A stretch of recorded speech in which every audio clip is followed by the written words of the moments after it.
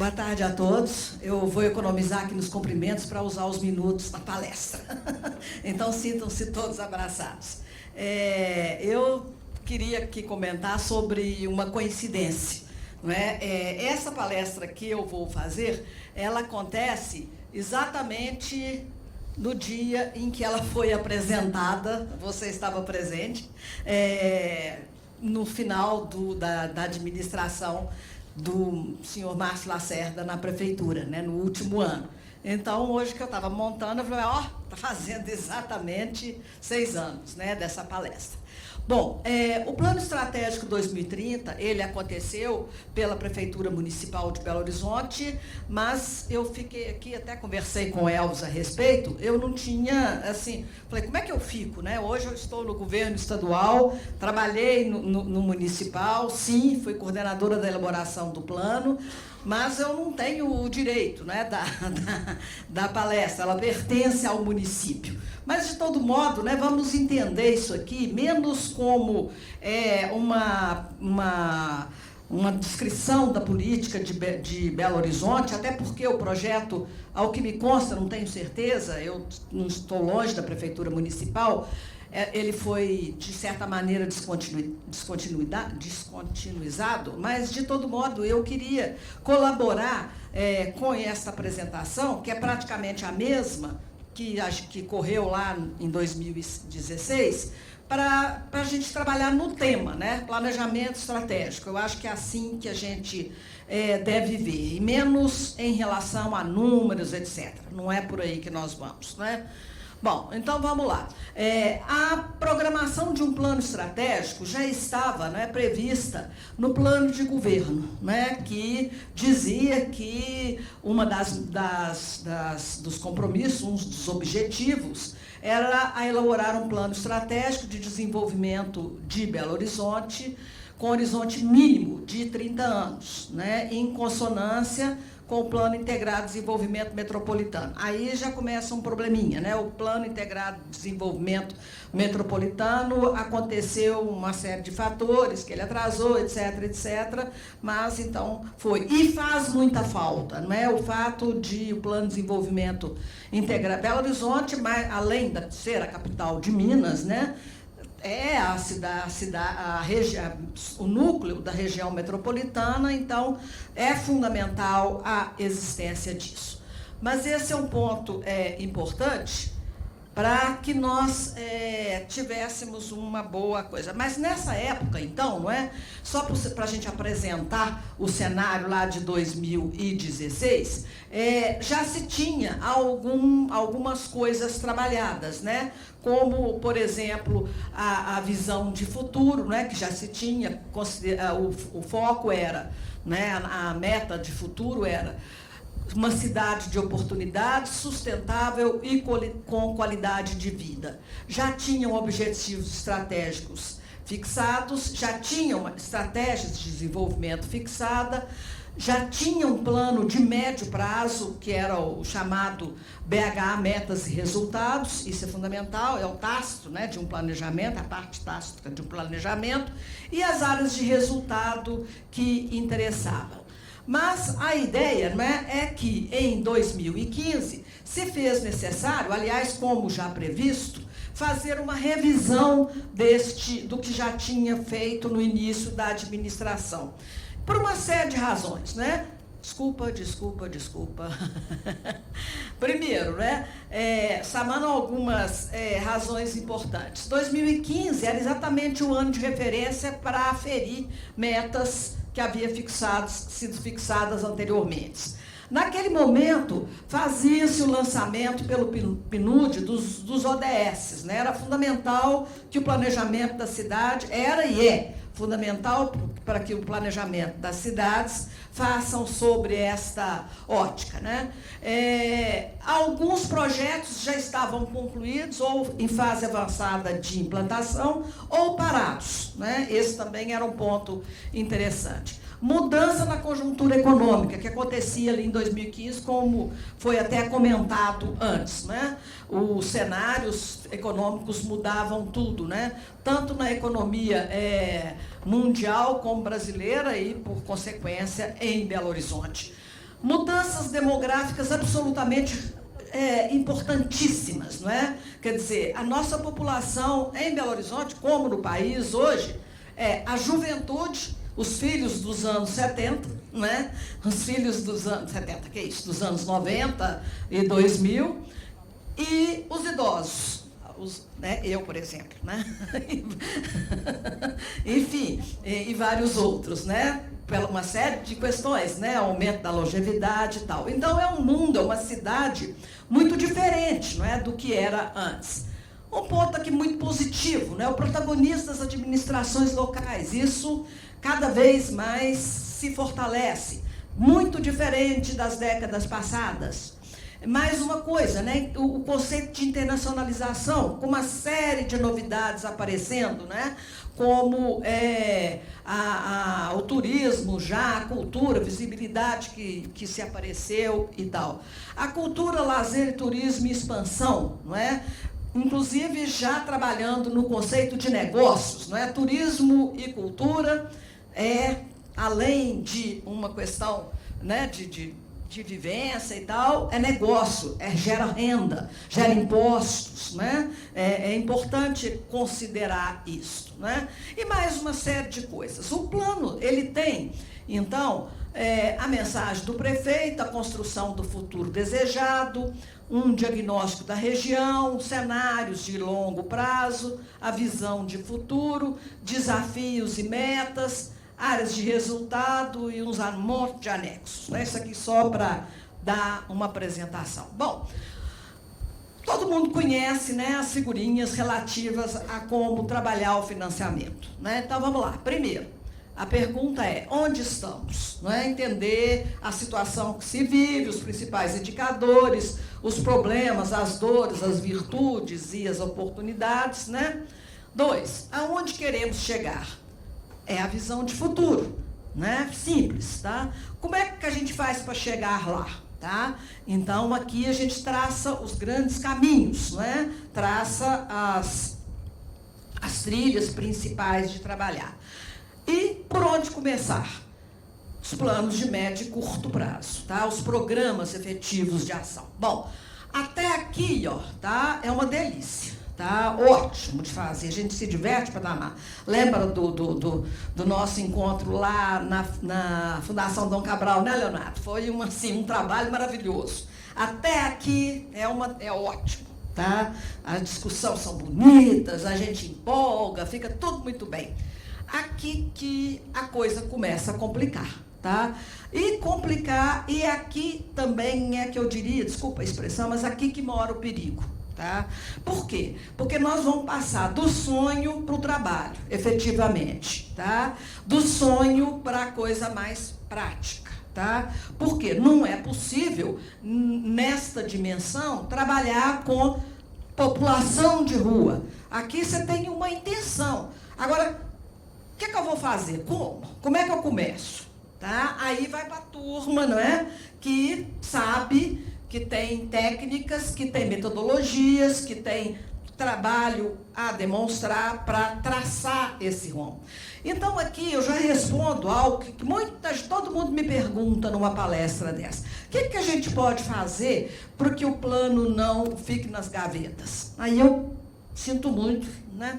Respondo, quase nada, tá? A gente faz ele virar a lei, simples de revogar, ou simples de não fazer nada. O que acontece, o que pode uma administração fazer para descontinuar um plano ou as políticas que estavam em vigor? Nada, não precisa fazer nada. É exatamente fazer nada que faz um plano morrer, não é? É muito mais difícil pegar aquele plano, aqueles projetos que vinham, reformulá-los, trabalhar de novo, tirar o que está bom, o que não está bom e acrescentar outra coisa, adaptar os problemas da época, né? Mas não fazer nada é um bom caminho para botar o plano na gaveta, tá? Não precisa nem escrever nada, basta não fazer nada. E é onde, então, que um plano permanece? Permanece... Opa, desculpa. Ele permanece aqui, no nível tático. Ele permanece com os servidores que trabalham esta parte. Ele permanece principalmente com os técnicos e com as chefias, né, os gestores intermediários, né? Claro que sob orientação maior, mas esse aqui, né, esse pedaço da história que é a mais difícil. Então, como eu estava dizendo, né, fazer isso aqui é mole, tá? Não é levantar onde estamos, não é simples. Quer dizer, não estou dizendo, não estou desprezando quem o fez, né? É um trabalhão danado, né? Você tem que levantar estatística, saber analisar, etc, etc, não é? Mas é viável, é simples, tá? Então, né, você levanta os principais indicadores, apura as metas do plano anterior, vê como é que vai, etc e tal, tá? Muito simples. Aqui tem alguns exemplos que nós trabalhávamos, não vamos falar sobre isso agora, porque estamos aqui em 2015, né? Começamos falando sobre os cenários, que a realidade depois derrubou tudo, então é preciso comentar sobre, fazer novos cenários. E aqui isso não é uma decepção, não é que deu errado, é assim, mudar faz parte do planejamento de qualquer coisa. Eu faço um planejamento para uma viagem, lá pelas tantas tem um acidente no meio do caminho que a gente tem que mudar tudo, faz parte. Não é? Você tem que estar preparado, não é? Num plano, na execução de um plano para mudar o que for necessário. Não é? Isso aqui você faz, sempre é bom comparar as metas e ver aonde que foi melhor, foi pior, não é? E trabalhar as áreas que estão mais fracas. Não é? Onde queremos chegar? Esse aqui é o sonho, esse aqui é a intenção. É simples de fazer, né? Também. Uma visão de futuro, não é? Como é que se enxerga essa cidade no futuro e o que essa cidade, né, sustentável, inclusiva, próspera e tal, o que é que significa cada palavra desta, não é? Então é isso, não é? Uma cidade de oportunidade sustentável e com qualidade de vida, esta seria a visão de futuro, ela teria que ser. Gente, eu erro toda hora que os botões. Ela teria que ser uma cidade próspera, atrativa e inovadora. É esse o que traduz, né, a palavra oportunidade. Ela tem que ser uma cidade sem miséria e inclusiva. Ela tem que ser uma cidade bem desenhada, do ponto de vista urbano, né, com a mobilidade e sustentável. Ela tem que ser uma cidade saudável, escolarizada e segura. Para chegar nisso aqui, tem os desafios e metas. Aqui que começa a complicar, né? Até aqui está ótimo. Bom, então, o trabalho, eu não vou entrar nisso aqui agora, porque eu nem marquei meu tempo, alguém me fala, né, que nós fizemos. Para cada um desses desafios, né, Belo Horizonte como município de muito alto de desenvolvimento humano, é o que nós falamos do IDH. Uma economia municipal em contínuo crescimento sustentável. Uma cidade sem miséria, inclusiva, com moradia digna para todos. Uma cidade integrada, inclusiva, conectada e com mobilidade sustentável. Uma cidade resiliente, ambientalmente sustentável. E uma cidade onde se vive mais, com saúde, segurança e educação de qualidade. E a base disso tudo, né, como já comentamos, Belo Horizonte com gestão transparente, compartilhada e de excelência. Né? Tá bom, tá lá no rodapé, né? Isso não é uma área necessariamente de resultado, mas é a sustentação de um plano. Bom, na apresentação que a gente fez na época, hoje não tem tempo, cada um desses pontos, né, ele tem uma meta, tá? Tem metas, né, para observar se chegamos nisso ou não, e estratégias. Não teremos tempo de falar sobre isso, né? Mas vamos ver se eu consigo pelo menos abrir por aqui, ó, isso aqui, só para vocês terem uma ideia. Aqui. Alguém, acho que no computador, você abre aqui no computador, ó, clica, por favor, nesse bonequinho aqui. para que se tenha Belo Horizonte como um município de muito alto desenvolvimento humano, não é? Qual era a meta? Qual era a meta fixada naquele momento? Manter o IDHM, desculpa. Manter o IDHM sempre na faixa de muito alto desenvolvimento humano, que é o acima de 0,7. O IDHM ele varia de 0 a 1, ele tem lá as suas marcações, não é? Então, era colocar Belo Horizonte, colocar ele já estava, mas mantê-lo. Até porque as metas do IDHM modificam ao longo dos anos. E uma outra meta, manter-se entre as três melhores cidades no ranking do HDM para cidades brasileiras com mais de 1 milhão de habitantes. Não sei como está, até porque ainda não se publicou o IDHM de 2020 pela falta do censo. Né? Mas então era essa a ideia. Aí sim você pode falar de uma cidade desenvolvida. Por que a gente não usa aqui, como é corriqueiro e meta, um IDH de 0, qualquer coisa? Porque você tem que comparar dentro do IDH. Não adianta um número, depende da situação, não é? Então, é por isso que se trabalhou nesse sentido. Bom, então, né, Belo Horizonte em contínuo... Peraí, agora eu vou ter que voltar lá no outro, peraí. Alguém pode me ajudar aqui? Eu vou mostrar aqui para vocês, então, apenas a seguir, né, o nosso desafio número 2, que é uma economia municipal em contínuo crescimento sustentável, porque aquela meta lá de cima, ele, na verdade, né, chega-se nele através de todos os demais, né? Bom, então aqui, não é, como é que se enfrenta esse desafio, tá? Enfrenta-se esse desafio se tivermos uma taxa média de crescimento do PIB de pelo menos 3% ao ano. Isso deu uma confusão na época, uma briga danada, uma briga no bom sentido, uma discussão bastante apurada, né? Porque naquele momento, como agora também, não é? A conjuntura econômica internacional era grave. Agora, é necessário que você tenha um PIB que seja pelo menos um pouco maior do crescimento populacional. Do contrário, a renda per capita não aumenta, não é? Então, esse seria um número interessante. Creio que a gente não chega nele, né?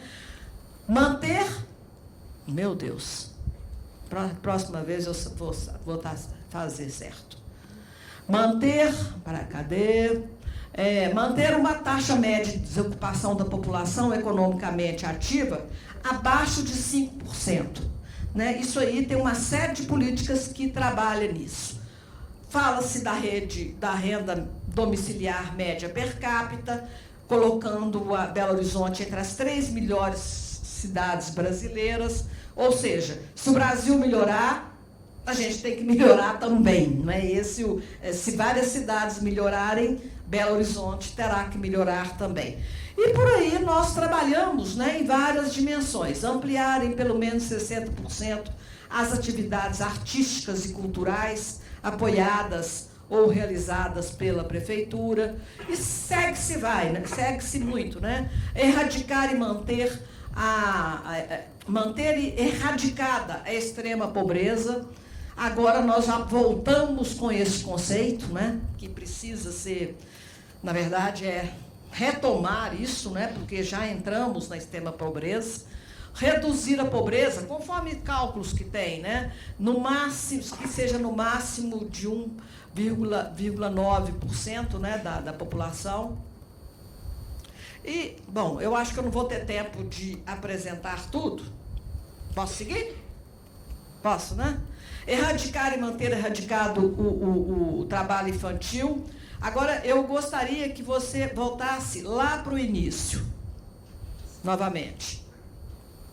Lá para... Não. Vai aqui. Aquela que tem um monte de caixinha. Essa aqui. A 15. Isto, né? Então, nós fizemos, não é, tudo isso em relação a todos os setores, né? E o que eu posso... Como é que está meu tempo aí? Que aí eu vejo se eu vou em outro ou paro, ou sigo aqui. E que eu posso aqui colaborar com o que a gente segue aqui é o seguinte. Então, vocês vejam, não é, que nós temos meta para tudo. Isso tem de colocar toda a equipe técnica agora para trabalhar, não é? E chegar à construção dos planos, né? Construir diretrizes, trabalhar nas áreas de resultado e de sustentação e regionalização da estratégia, né? O que a gente chama de áreas de resultado, que você vai ver nas metas? Áreas de resultado são aquelas que fala direto com o cidadão, não é? Saúde, educação, eu consigo ver em número, etc. E áreas de sustentação é a própria administração pública, não é? Esses são pontos muito relevantes. E nós entramos também na ideia aqui de trabalhar agora cada uma das áreas, né, que são o que nós comentamos sobre os planos de médio e curto prazo, não é? Então, aqui eu queria comentar com vocês, não é, que onde eu acabo é que começa o problema. Do ponto de vista das diretrizes para o desenvolvimento econômico, nós podemos voltar aqui num ponto importante que nós estávamos falando, não é, sobre vê se você consegue bater na prosperidade ali, por favor. Cadê o moço? Você consegue bater na caixinha de prosperidade? Não, aqui, ó. Não, então deixa. Põe em modo de apresentação. Isso. Bom, vamos lá. Não é? Aqui, ó, nós já falávamos, né, como diretriz, e aqui é uma demonstração disso, né, do fortalecimento do arranjo institucional de promoção do desenvolvimento econômico para que BH assuma uma postura competitiva e de grande agilidade e de atuação internacional. Isso tem que virar um programa, né? E o CODESE participa, não é? Pode participar, pode trabalhar nesta dimensão, não é?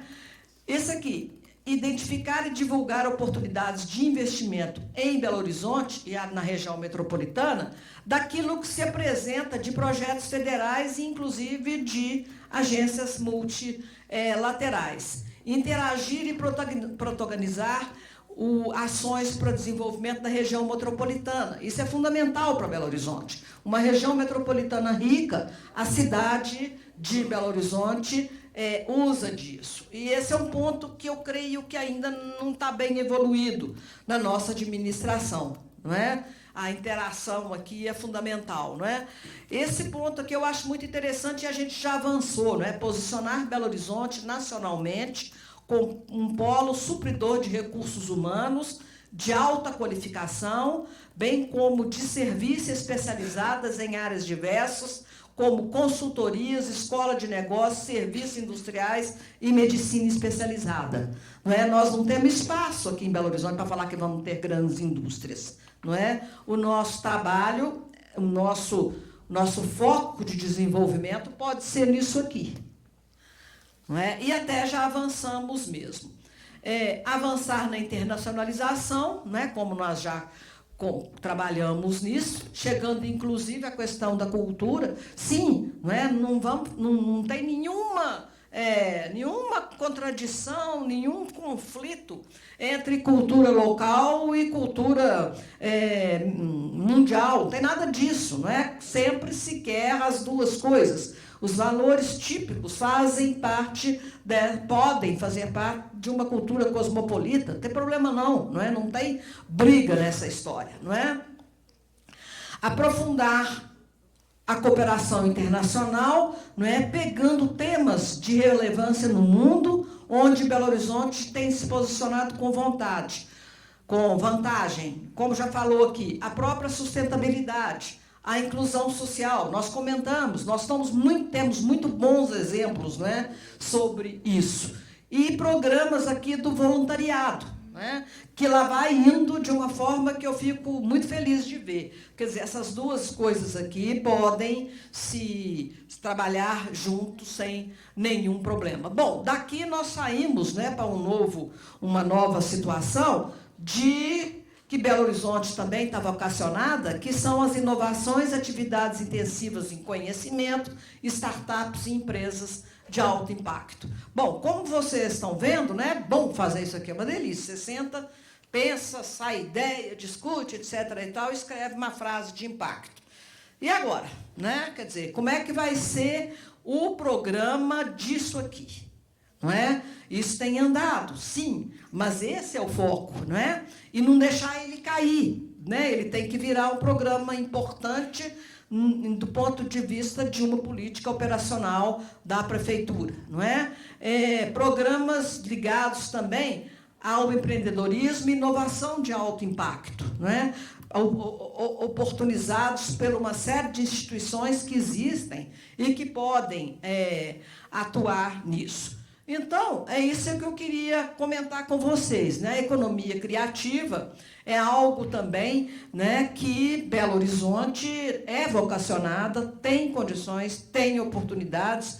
Então, era essa a colaboração, né, que nós podíamos. No turismo, a gente tem também outras ideias interessantes, não é?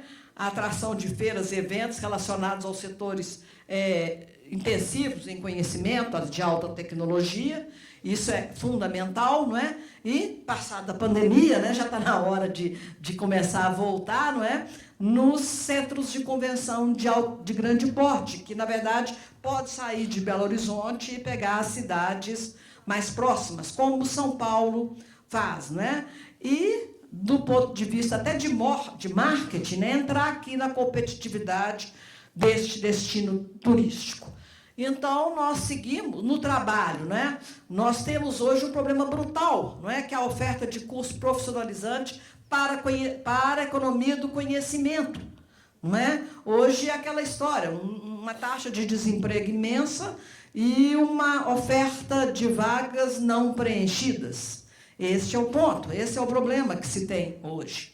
E o entendimento, não é, para os jovens em situação de risco, um entendimento que possa fazê-los entrar nessa situação. Bom, as ideias são muitas, né? São bastantes, são várias ideias.